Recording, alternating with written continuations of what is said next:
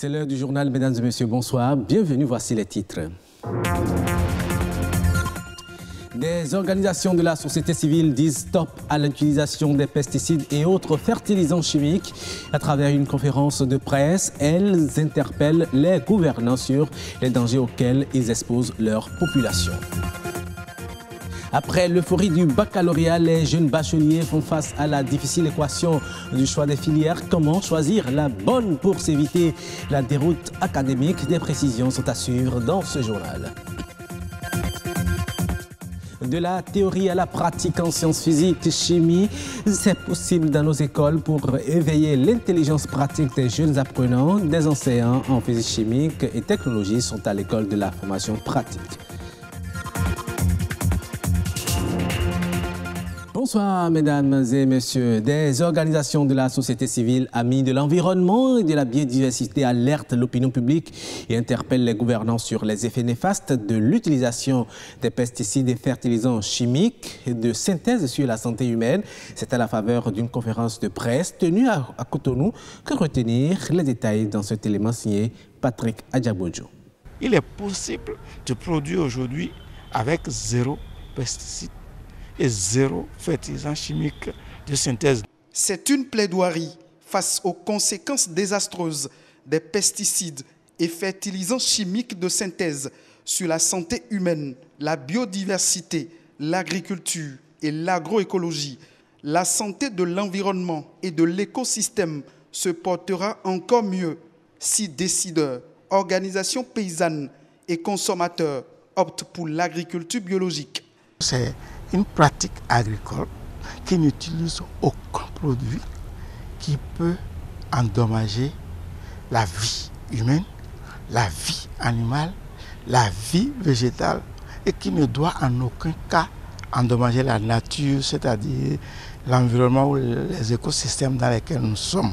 C'est une agriculture qui doit éviter d'utiliser les pesticides chimiques de synthèse, qui doit éviter d'utiliser les fertilisants chimiques de synthèse. Parce que tous ces produits, lorsqu'on les utilise, causent des dommages à la nature. La nature est fortement menacée du fait des pesticides et fertilisants chimiques, selon le collectif Stop Pesticides. Pour eux, l'agriculture biologique est source d'une vie saine et durable. Je demande que nous cessons de faire une agriculture prédateur, une agriculture qui tue. L'agriculture ne doit pas tuer, elle doit donner la vie. Et vous savez que la première fonction de l'agriculture, c'est de nous nourrir. 5500 enfants empoisonnés par l'eau et les aliments contaminés par les pesticides chimiques de synthèse meurent chaque année dans le monde. Et environ 3 millions de personnes sont affectées par an, dont 200 000 y perdent la vie, selon l'Organisation mondiale de la santé, OMS. Des chiffres qui inquiètent et un appel à des actions urgentes. Encourager la promotion de l'agroécologie qui, si les principes sont respectés, peut permettre de nourrir l'humanité comme l'a si bien reconnu la FAO. Décourager toute initiative visant la pollution des eaux, de l'air et des sols. Arrêter la subvention des pesticides et engrais chimiques de synthèse.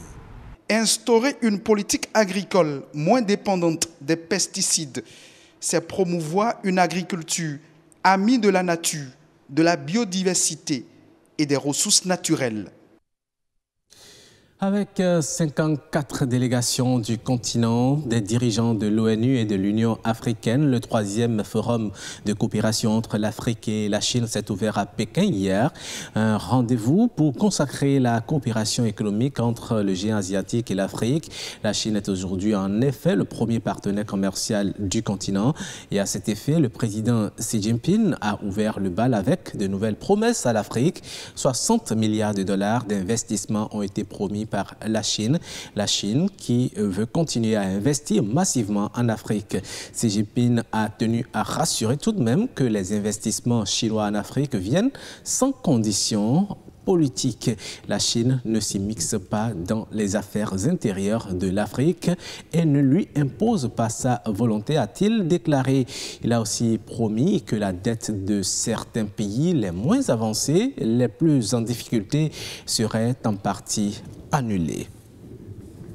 Et puis, à 24,9 mégabits par seconde, la vitesse du haut débit de Madagascar est plus de 2 fois supérieure à la moyenne mondiale. Non seulement cela signifie que la nation insulaire africaine est l'une des vitesses Internet la plus rapide sur le continent, mais elle se classe au 22e rang mondial, surpassant le Canada, la France et même le Royaume-Uni.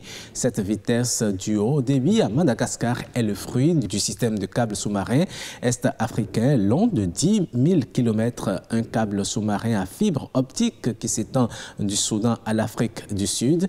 Malgré ce qui semble un avantage technologique, l'Internet haut débit de Madagascar sert à peine à sa population. Seulement 13% de ses 25 millions d'habitants ont accès à l'électricité et seulement 2,1% de la population a accès à Internet.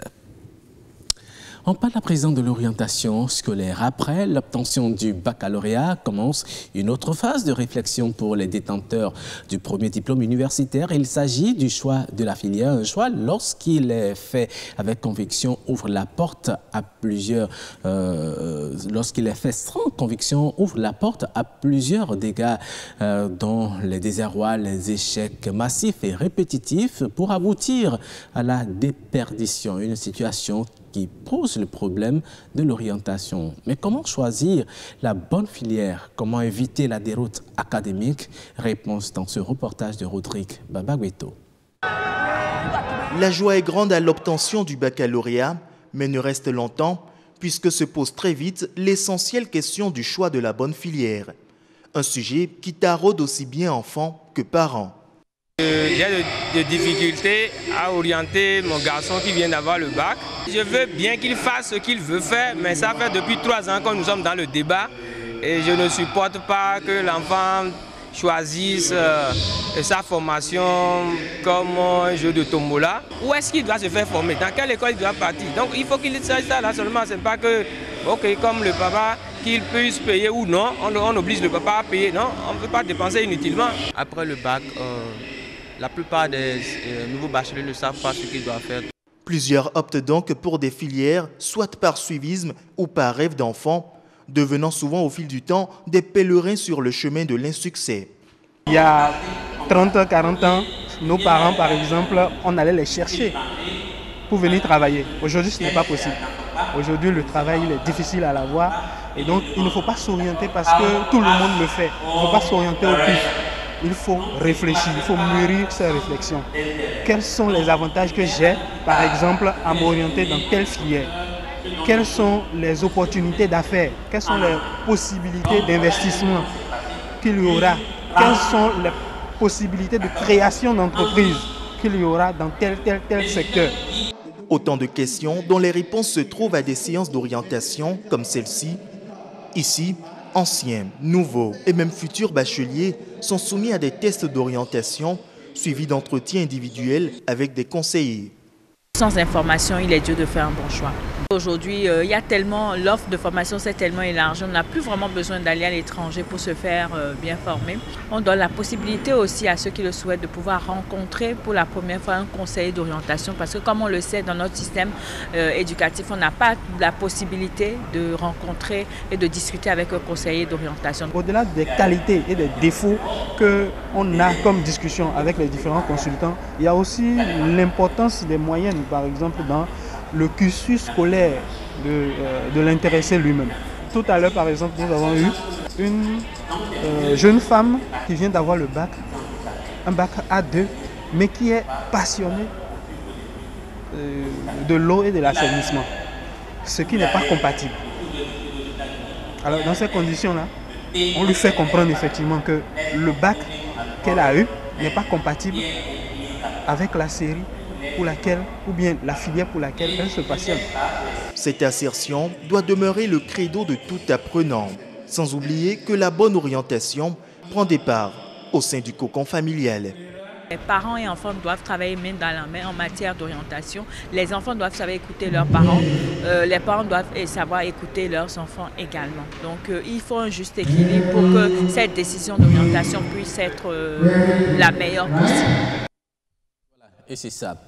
Faire éclore et développer l'intelligence des apprenants en passant de la théorie à la pratique en physique, chimie et technologie, c'est bien possible et c'est cela l'objectif du professeur concepteur Kpedekpo Krumpati. Pour ce faire, il a réuni une trentaine de professeurs de PCT pour une formation pratique. Et à la Siskenom pour les détails. Pratiquer la théorie enseignée, exécuter la pratique dans la vie socio-professionnelle. La physique, chimie, technologie est enseignée dans les salles de classe, sans souvent la technique pratique au laboratoire. Très peu sont d'ailleurs les collèges d'enseignement général qui détiennent un laboratoire fonctionnel. L'apprenant apprend à la fois la démarche, façon de faire, façon de raisonner scientifiquement. Le professeur Kpedekpo Krumpati s'est accroché à l'expérimental. Il a confectionné des matériels didactiques pour l'expérimentation de la physique, chimie, technologie. Au nombre de tout ce que j'ai fabriqué, se trouve le kit d'optique. Le kit d'optique, je l'ai fabriqué, ça fait un moment, mais je l'ai amélioré et pendant ces vacances, vu le niveau d'amélioration, vu que j'ai pu cerner la quasi-totalité des connaissances et techniques au programme avec ce kit, j'ai dit il faut que je partage cela avec un petit nombre quand même d'enseignants. Il a rassemblé une trentaine de professeurs de PCT certifiés du littoral pour le partage de ses connaissances. Une formation qui vise le développement de l'intelligence des apprenants à travers l'expertise des enseignants formés. Je pense que cette formation est arrivée à point nommé, donc pour nous équiper, nous aider vraiment à donner le meilleur de nous-mêmes. Une fois, nous allons reprendre là avec nos apprenants, donc que nous puissions vraiment leur faire avec eux des expériences et les guider donc dans leur apprentissage. C'est très intéressant, instructif pour nous et ça me permettra de travailler avec nos apprenants correctement, d'accord, de partager avec eux ce que nous sommes en train d'acquérir ici. Les apprenants désireux pourront désormais avoir la possibilité de mieux comprendre la physique, chimie, technologie de part en part avec la pratique. Voilà une très belle initiative du professeur Kpedekpo Krumpati qu'il faut encourager. Et on finit ce journal par cette information en bref. En Algérie, l'Algérie qui subit une grave pénurie de médicaments après la crise de choléra. C'est la pénurie de médicaments qui sévit désormais dans le pays. Plus d'une centaine de produits sont désormais introuvables dans les pharmacies. C'est des centaines d'autres de plus en plus rares. Les opérateurs économiques dans le secteur pharmaceutique ont que la rareté ne frappe pas seulement les médicaments importés, mais aussi ceux fabriqués localement. Ils évoquent également quelques pratiques comme le stockage de certains médicaments par les distributeurs, mais aussi des pharmaciens. En tout cas, le ministère de la Santé promet de sévir contre ces pratiques afin d'assurer un accès équitable aux médicaments. Et voilà, mesdames et messieurs, c'est la fin de ce journal que je vous remercie très sincèrement d'avoir suivi. Prochain rendez-vous de l'actualité, demain à 12h45, vous serez avec Estelle Espérance Aurore Bazou. D'ici là, portez-vous bien.